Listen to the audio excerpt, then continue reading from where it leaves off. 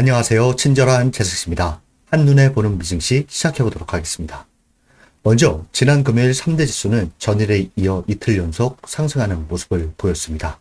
상승폭은 크지 않은데요. 지난주 핵심 키워드는 시장 변동성 확대, 전약 구강, 경기 침체 우려 완화로 요약할 수 있겠습니다. 먼저 시장 변동성 확대는 엔캐리 트레이드 청산과 경기 침체 우려가 같이 맞물리면서 주식시장에 하방 압력을 줬는데요. 특히 그동안 많이 오른 기술주에 대한 매도세가 거셌다라고 할 수 있겠습니다.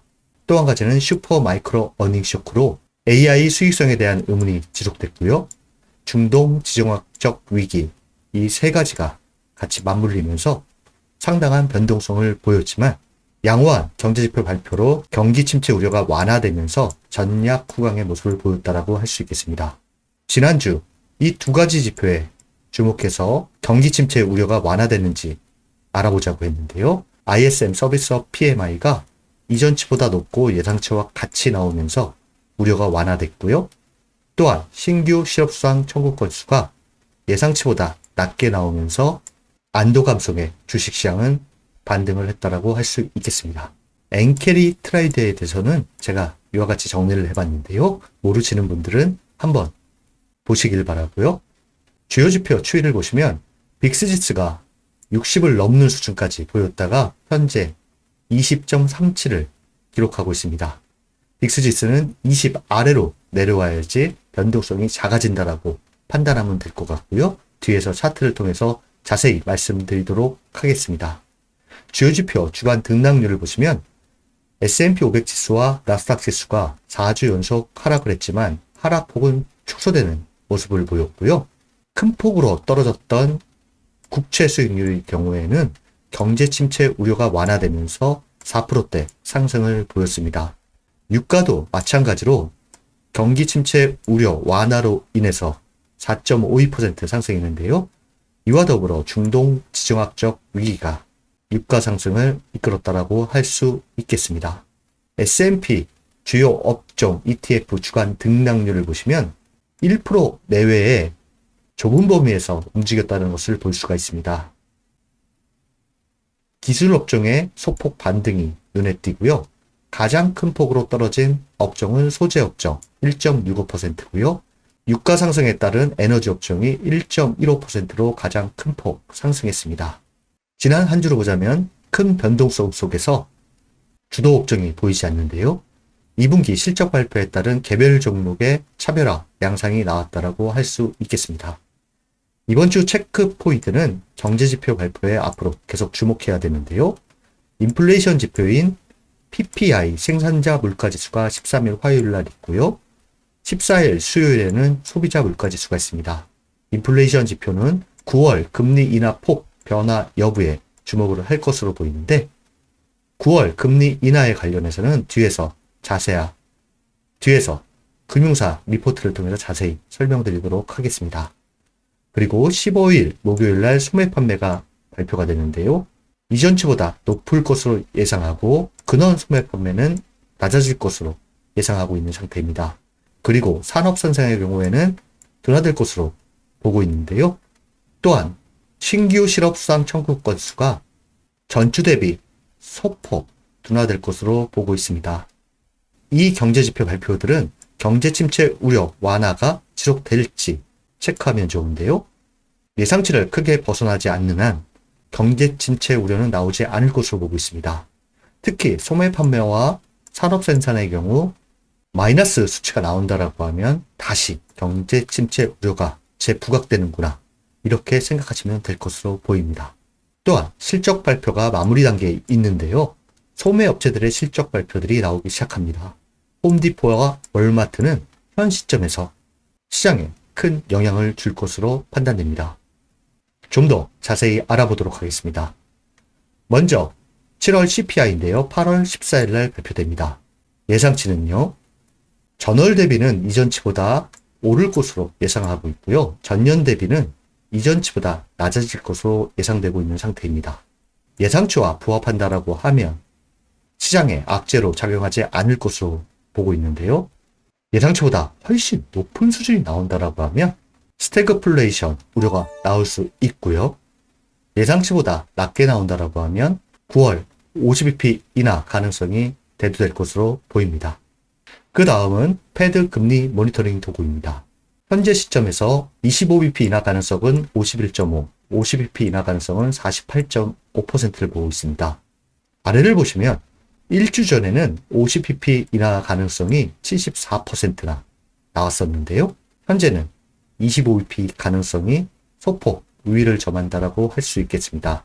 그 이유는 일주일 전에 경기 침체 우려감으로 패드가 조기 금리 인하를 할 것이라는 것이 팽배하면서 큰 폭으로 상승했지만 지난주 경기 침체 우려 완화로 인해서 25bp 인하 가능성이 더 커진 모습을 보였다라고 할 수 있겠습니다. 연간 추이를 보자면 변화된 게 있는데요. 일주 전에는 총 3차례 75bp 인하를 예상했는데 이번 주에는 총 3차례 100bp 인하를 시장에서 반영하고 있는 상태입니다. 올해 금리 인하 전망에 대해서는 뒤에서 자세히 말씀드리도록 하겠습니다. 그 다음은 2분기 실적 발표 일정인데요. 소매업체 실적 발표에 주목하고 있습니다. 홈디포가 13일 화요일 개장전에 있고요. 월마트가 15일 목요일 개장전에 있습니다.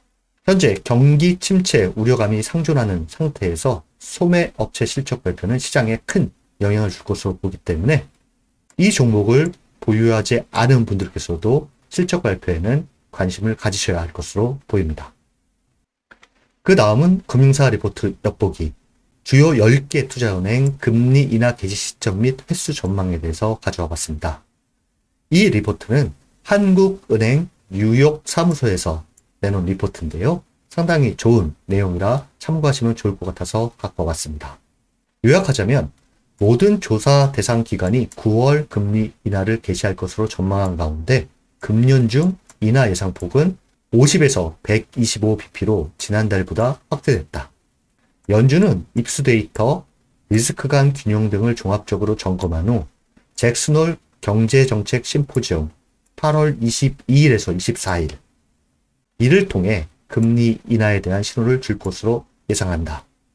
밑에 보시면 금리 인하 개시 시점 및 연중 횟수 전망을 보면 뱅크 오브 아메리카, JP모건, 도이치뱅크는 금리 인하 개시 시점이 12월, 11월, 12월이었는데 8월 2일을 기점으로 9월로 바꾸면서 주요 10개 투자은행이 9월에 금리 인하를 할 것이다라고 확실시 하는 가운데 올해 금리 인하 폭에 대해서 정리를 해보면 3개 기관이 50bp, 5개 기관이 75bp, 2개 기관이 125bp를 예상하고 있는 상태입니다. 참고하시면 좋을 것 같고요. 그 다음은 미 연준의 긴급 정책금리 인하 가능성에 대한 시장 참가자 평가입니다. 상당히 좋은 내용이라서 차근차근 간단하게 말씀드리도록 하겠습니다. 골드만삭스는 12개월 내 경기 침체 확률을 25%로 10% 상향 조정하였지만 경기 침체 리스크는 제한적인 것으로 평가하고 있고요. 미 연준의 긴급 금리 인하 가능성은 낮다고 판단하고 8월 고용지표도 7월만큼 부진하다면 9월 FOMC에서 정책금리를 50bp 인하할 가능성이 높다라고 보고 있습니다. 모건 스탠리의 경우에는 9월 50bp 인하 가능성을 예상하는 조건은 8월 취업자 수가 10만 명 이하, 실업률이 4.3% 이상일 경우에 9월 50bp 인하가 가능하다고 예상하고 있고요. 긴급 정책금리 인하 가능성은 낮고 만약 인하한다라고 하면 연준의 신뢰성 악화, 투자자들의 도덕적 해이 발생 등으로 부작용이 더 클 것으로 판단하고 있습니다. 저 또한 긴급 정책금리 인하는 부작용이 더 클 것으로 판단하고 있는 상태입니다. 웰스파고에서는 연준의 금리 인하 가능성이 낮다고 판단하고 있고요. HSBC에서는 최근 주가 급락은 7월 고용지표 부진과 더불어 중동지역 지정학적 긴장 고조, 일본은행의 예상 밖 금리 인상에 따른 엔캐리 트레이드 포지션 청산 등 복합적으로 작용한 결과라고 이야기를 하고 있습니다. 일부에서는 엔캐리 트레이드 포지션 청산이 올해 큰 폭 상승했던 AI 관련주에 대한 매도세로 나왔다라는 의견도 있습니다. 다만 금융시장 변동성 확대가 지속될 경우 연준이 구두 개입을 통해 상황을 완화시킬 가능성은 상존한다. 이와 같은 분석을 하고 있습니다. 그 다음은 시장에서 주목하는 것들입니다. 하나 둘 차트를 보면서 설명드리도록 하겠습니다. 먼저 10년물 국채 수익률입니다. 경기 침체 우려로 급하게 하락했던 국채 수익률이 경기 침체 우려 완화와 단기 낙폭 과대에 따라서 상승하면서 4%에 근접하는 모습을 보이고 있는 상태입니다. 이번 주 경제지표 발표가 경기 침체 완화 우려를 해소시켜준다라고 하면 4%와 4.3% 구간에서 움직일 것으로 예상됩니다. 그 다음은 달러 인덱스입니다. 달러 인덱스는 현재 박스 하단부에 있는데요. 큰 폭 하락하다가 안정을 찾는 과정 속에 있습니다. 단기적으로는 이 박스권 안에서의 움직임이 예상되고요. 원달러 환율은 1364원입니다. 그 다음은 유가입니다. 유가 또한 경기 침체 우려로 큰 폭 하락했다가 기술적으로 박스 하단부에서 반등을 하고 현재 82달러와 73달러의 박스권 안에 움직임을 보이고 있습니다. 경기 침체 우려 완화 그리고 중동 지정학적 위기로 단기 상승을 보이고 있는 상태라 할 수 있겠습니다. 그 다음은 유가의 큰 그림을 갖고 왔는데요. 주간 차트입니다. 주간 차트를 보시면 이 하락 추세선을 돌파한다라고 하면 100달러까지 갈 수 있는 것이고요. 65에서 70달러를 경기 침체가 온다라고 해서 깨버린다라고 하면 하방 압력이 커질 거다. 이와 같은 큰 유가의 그림 또한 참고하시면 좋을 것 같습니다. 그 다음은 금입니다. 금의 경우 상향 돌파한 기존 박스권 상단부의 지지가 중요한데요. 21이평선이랑 맞물려 있습니다. 안쪽으로 확실히 들어오지 않는 한 상승 여력이 더 커 보이고요. 경제 상황이나 지정학적 리스크를 봤을 때 중장기적으로는 금이 상승할 가능성이 크다라는 의견이 월가에는 더 많은 상태라 할 수 있겠습니다. 그 다음은 금의 주간 차트입니다. 한번 참고하시면 될 것 같고요. 그 다음은 비트코인입니다. 비트코인 또한 경기 침체 우려감으로 가장 큰 폭 하락하면서 피보나치 50% 구간을 지지받으면서 다시 반등해서 6만 달러 박스 하단부 위쪽으로 올라온 상태인데요. 6만 달러의 지지가 형성된다라고 하면 다시 기존 박스권에서 움직임이 예상되는 상태라 할 수 있겠습니다. 6만 달러 안착 실패 시에는 한 단계 레벨 다운된 박스권 양상을 예상할 수 있습니다. 그 다음은 차트로 보는 미증시 대표지수 차트입니다. 먼저 S&P 500 지수 일간 차트를 보시면 주 초반 하락세를 다시 만회하면서 100일 이평선에 안착을 시도하고 있는 상태입니다. 구조지표로 보자면 RSI가 50을 확실히 돌파하고 안착을 해야 새로운 강한 상승의 시작이다 라고 보면 좋을 것으로 판단됩니다. 차트를 좀 더 크게 보시면 이와 같은 모습인데요. 기술적으로는 저항선이 상당히 많기 때문에 강한 상승보다는 좁은 범위에서의 움직임이 더 우세한 것으로 월가에서는 보고 있습니다. 그 다음은 빅스지수입니다. 빅스지수는 65.73이라는 고점을 찍고 현재 20.37을 기록하고 있는데요. 단기적으로는 20 아래에서 움직이는가를 체크하시면 좋을 것으로 보이고요. 또 다른 강세장의 시작은 16 아래까지 내려오는 것이다. 이렇게 구분해서 보시면 좋지 않을까 생각됩니다.